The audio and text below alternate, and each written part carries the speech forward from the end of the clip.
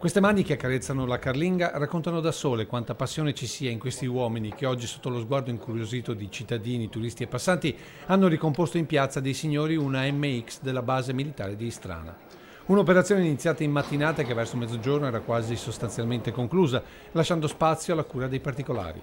La chiusura del cupolino, l'assemblaggio degli ultimi pezzi, il tutto mentre qualcuno spiegava a gesti le particolarità di questo velivolo che 30 anni fa sostituì anche di strana lo storico G91, come raccontammo in quell'estate del 1989.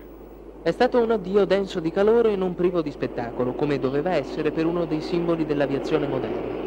E proprio per ricordare i 30 anni di servizio della MX, ma soprattutto gli 80 della fondazione del 51esimo stormo, che la base militare di Istrana ha organizzato per questo fine settimana una serie di appuntamenti celebrativi, iniziati di fatto con la costruzione dell'aereo in piazza.